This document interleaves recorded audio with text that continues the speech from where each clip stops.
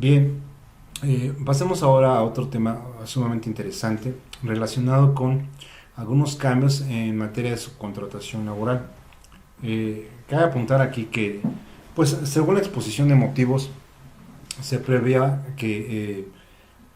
pues, algunos contribuyentes, evidentemente, han abusado en este sentido de este mal llamado sourcing ilegal, eh, porque evidentemente pues trascienden las fronteras de digamos, pues ir más allá de los soslayar los derechos de los trabajadores, dado que no se está cotizando al 100% en la mayoría de los casos ante el Seguro Social, sus cuotas se ven mermadas y una serie de cuestiones que propiamente los trabajadores no contemplan derivado de esta acción de considerar una serie de disposiciones relativas a eh, casos en donde los empleadores, pues evidentemente no están cumpliendo sus obligaciones fiscales y pues dejan prácticamente en la nómina en otras empresas, en otras prestadoras de servicios de outsourcing o de subcontratación laboral. Pues bueno, ahí es donde comienza la situación en donde muchas de ellas realmente realizan operaciones inexistentes, en donde existe una factura y un pago de IVA, pero ellos a su vez no hacen el pago a la propia autoridad. Entonces, la autoridad decide cambiar todo este esquema que se venía planteando prácticamente hace unos 3 años, y entonces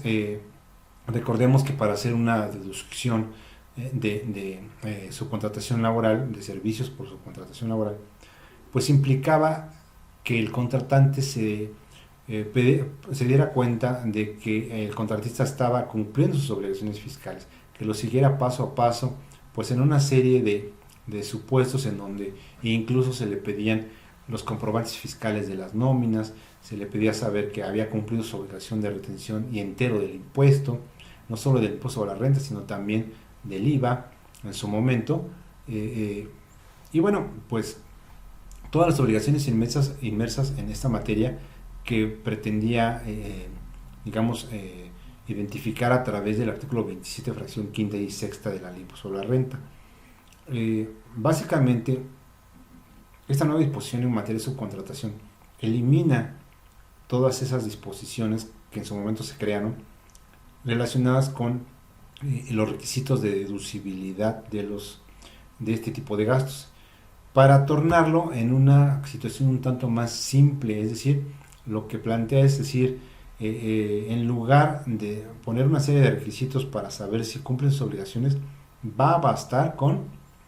que a estas personas se les retenga el 6% del valor de la contraprestación efectivamente pagada.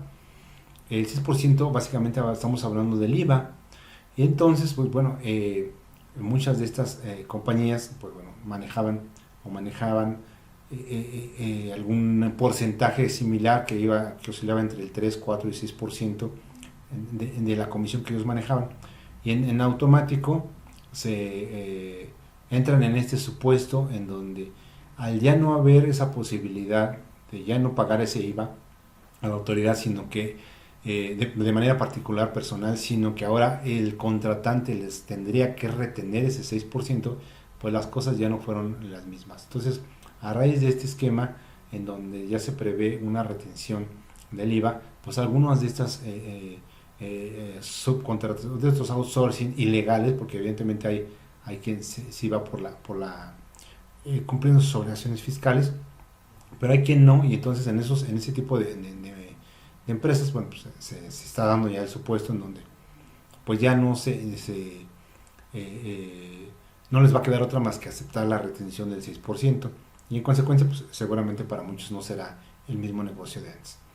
En consecuencia, pues bueno, evidentemente para evitar lo que también a su vez la ley de impuesto al valor agregado establecía respecto de ciertas obligaciones entre los contratantes y los contratistas, sobre todo en lo que tiene que ver con asegurarse de que pagaron el impuesto, en este caso el IVA, que trasladaron, pues bueno, se elimina para entonces quedar exclusivamente en la retención del 6%. Entonces, ese es el cambio más importante que ha sufrido, en este caso la subcontratación, para dotar un poquito de ese flujo de efectivo directamente a una de las operaciones que durante los últimos años la autoridad pues, ha recibido, pues ha tenido más problemática, ¿no? Esto ha ocurrido en otro tipo de contribuyentes, recordemos por ejemplo las personas físicas por honorarios, en donde en su momento pues se implementó una retención de las 2/3 del IVA y hoy pues ya es algo común y corriente. Entonces en su momento esto también está aplicando ahora para los prestadores de servicios, principalmente outsourcing, para que a partir de este momento de 1 de enero de 2020 ya se tengan esas retenciones al 6% y lo impacte directamente en su operación. Entonces, obviamente, si podemos ver la diferencia en números, de acuerdo a este ejemplo, pues es evidente. Ahora el flujo de efectivo ya no será el mismo, dado que, pues de alguna manera este contratista ya anticipó el 6% del IVA que en su momento no hacía. Obviamente, pues si nosotros pues, lo planteamos hacia 2016, pues sí el flujo es importante, ¿no? O sea, antes pues se tenían directamente los 116,000 en el ejemplo de una operación por un servicio de 100,000 y hoy pues solamente se tendrán 110,000. Es decir, ya hay un anticipo de un pago a la propia autoridad y esto a todas luces pues es en beneficio de documentar que esas personas están,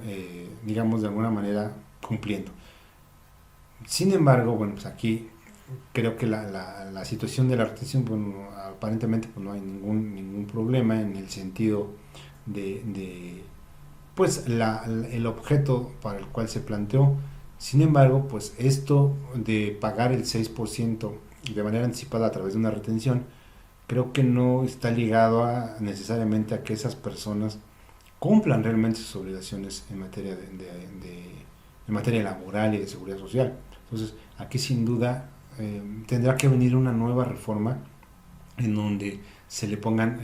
muy claros los requisitos que para efectos de outsourcing deberán llevar este tipo de empresas y con ello evitar ir mitigando todo aquel outsourcing ilegal que actualmente pulula por todo el país. Entonces, evidentemente hay una situación en cuanto a ciertas reglas misceláneas que previeron un ajuste relacionado con estos 6%. Por ejemplo, en materia de CFDI, pues evidentemente debe haber un CFDI que involucre esta retención. Entonces, para los contratistas que expidieron su CFDI de ingresos, pues bueno, evidentemente ahí tendrán que venir el CFDI, el IVA del 6% retenido por separado, evidentemente, y de eso no hay ningún problema porque ya la versión 3.3 del CFDI permite hacer esto sin ninguna complicación. Cabe apuntar que aquellos contribuyentes que estén utilizando, que se hayan acogido al decreto de región fronteriza norte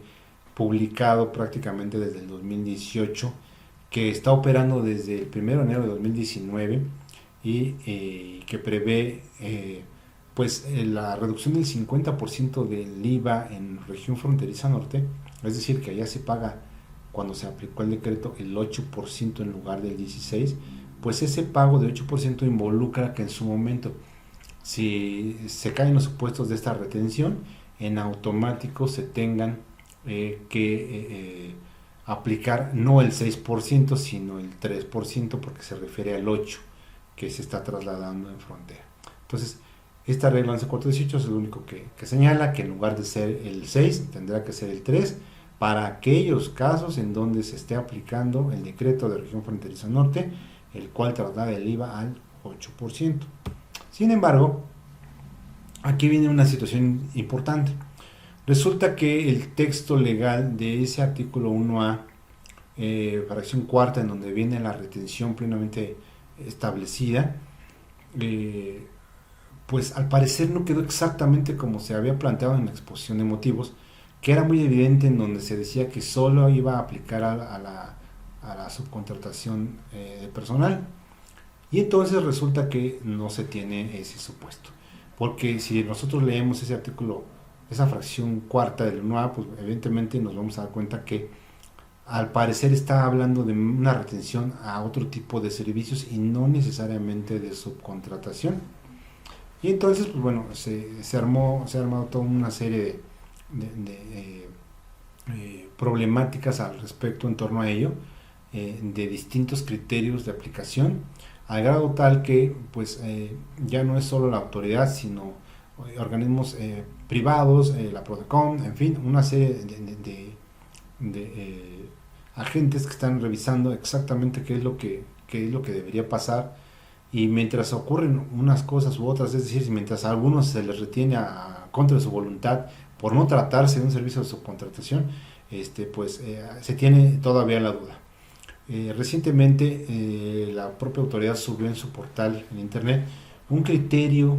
normativo en relación con este tema. El criterio lo numeró en el número 46 de los criterios normativos. Estos, recordemos que están dentro del anexo 7 de la resolución miscelánea fiscal, y dentro de ese anexo que está próximo a publicarse, si se publica, bueno, de esta manera así es como se vería. Esta regla se llama, o este criterio normativo se llama retención del 6% del impuesto al valor agregado, a que se refiere la fracción cuarta del artículo 1A de la ley del IVA. Y ahí pues nos hace un recuento primero de esa fracción cuarta, en donde se señala que están obligadas a retener el impuesto que se les traslade a aquellas personas morales o personas físicas con actividades empresariales que reciban ingresos a través de los cuales se pongan a disposición del contratante o de una parte relacionada de personal que desempeñe sus funciones en las instalaciones del contratante o de una parte relacionada de o incluso fuera de estas, estén o no bajo la dirección, supervisión o coordinación o dependencia del contratante, independientemente de la denominación que se le dé a la obligación contractual, y dicha disposición específica que la retención se hará por el 6%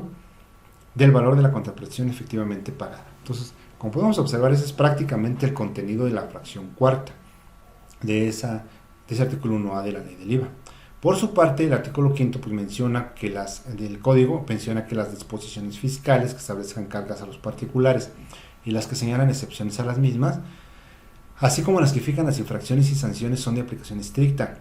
Sobre el particular, la Suprema Corte de Justicia de la Nación ha señalado que, tratándose de normas de aplicación estricta, es válido para fines de interpretación acudir a diversos métodos, entre los que se encuentra el teológico o exegético. Básicamente aquí pues implicaría darle el sentido literal a las palabras que van inmersas en el contenido de esta fracción cuarta. Y bueno, en ese sentido, aun y cuando en el proceso legislativo que dio origen a la reforma del artículo 1A, fracción cuarta de la ley del IVA, inicialmente se hacía mención a la retención del impuesto respecto de los servicios de subcontratación laboral a que se refiere la Ley Federal del Trabajo, durante la dictaminación efectuada por la Comisión de Hacienda y Crédito Público de la Cámara de Diputados, se eliminó tal referencia y el precepto fue aprobado en estos términos, por lo que para efectos fiscales debe tenerse que los servicios objeto de retención son los que se describen en el citado precepto, es decir, todos aquellos en los que se pone a disposición del contratante o de una parte relacionada de personal que esté o no bajo su dirección, supervisión, coordinación o dependencia, e independientemente de la denominación que se le dé a la obligación contractual. Bueno, pues esto evidentemente resultó en que hoy día pues se le quiera retener a cualquier cantidad de personas, independientemente que incluso que se ubiquen en otra fracción del mismo precepto 1A. Por ejemplo, casos en donde se le quiere retener a las personas que prestan servicios por honorarios, cuando a esas personas ya se les retienen las 2/3 partes, o casos a los que se les retiene el 4% a los transportistas, que también se les quiere volver a retener el 6%. Entonces, aquí se ha encontrado un cúmulo de confusiones que la propia autoridad, pues, aún con la publicación de este criterio, al parecer no ha terminado. Entonces, resulta que en este sentido, este último párrafo de este criterio normativo es el que, a señalar por la autoridad, está diciendo cómo es que va a operar o cómo debería operar esta retención. Y podemos observar que dice, bueno, Por lo anterior, cuando una persona moral del título 2 o del título 3 de la ley de impuesto a la renta o una persona física con actividad empresarial esté en su calidad de contratante, acuérdense que en outsourcing manejamos el contratante y el contratista, pero aquí vamos a olvidarnos del momento de outsourcing. Entonces hay un contratante de ciertos servicios y un contratista que los presta. Entonces, en calidad de contratante, reciba servicios en los que se ponga personal a su disposición, se entiende que habrá retención cuando las funciones de dicho personal sean aprovechadas de manera directa por el contratante o por una parte relacionada de este. Entonces, aquí lo circunscribe a las funciones que realiza el personal que está puesto a disposición del contratante. Es decir, el contratista tiene un personal, lo pone a disposición del contratante, pero en sí las funciones que realiza ese personal benefician directamente al contratante. En un contexto, digamos, como ejemplo, podríamos hablar de un servicio, por ejemplo, de limpieza o de seguridad dentro de una empresa. Oye, contrata vía outsourcing a personas para que vengan y cuiden la empresa, a personas que vengan y limpien la empresa, servicio de limpieza. ¿Qué empresa están limpiando? Bueno, pues están limpiando la empresa del contratante, no del contratista. Entonces, ¿quién se está beneficiando directamente de las funciones del personal que pusieron a disposición? Pues el contratante. Entonces, en función de este criterio, lo que está señalando es, en ese caso sí habrá retención, porque el beneficiario directo es el contratante, puesto que en el ejemplo que planteo, está él directamente beneficiado, porque a él, a la empresa a la que están vigilando es a su empresa, la empresa a la que están limpiando es la empresa de él. Ok. Pero ¿qué se dice posteriormente? ¿Qué dice? Por el contrario, no habrá retención si los servicios prestados corresponden a un servicio en el que el personal del contratista desempeña funciones que son aprovechadas directamente por el propio contratista. Entonces, ¿qué pasa? ¿En qué casos, en términos de este precepto, no habrá retención? Bueno, cuando los servicios prestados corresponden a un servicio en el que el personal del contratista, pues sí desempeña funciones para hacer una cierta labor, pero no son aprovechadas directamente por el contratista. Es decir, suponiendo que el contratista en este caso pone a disposición personal a un contratante, pero estrictamente no lo pone a disposición, o las funciones que realiza el personal no están a su disposición, sino que en realidad el beneficiado es ser, porque el objeto del contrato es a lo mejor una auditoría,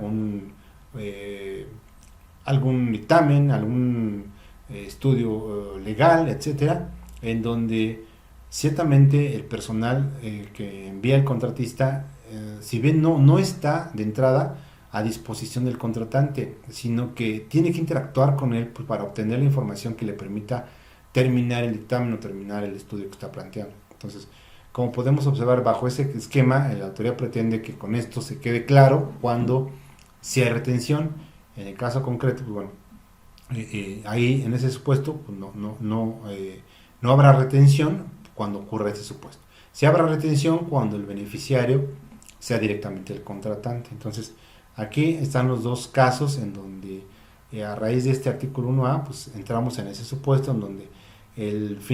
final del día tendríamos que ver quién es el beneficiario efectivo, tendríamos que identificar plenamente en los contratos cómo está ocurriendo. Como podrán observar, es importantísimo que todo esto quede plenamente bien claro en los contratos. Segundo, que las funciones de los empleados del contratista pues estén muy, muy claras, en donde podamos saber quién realmente se está beneficiando de eso.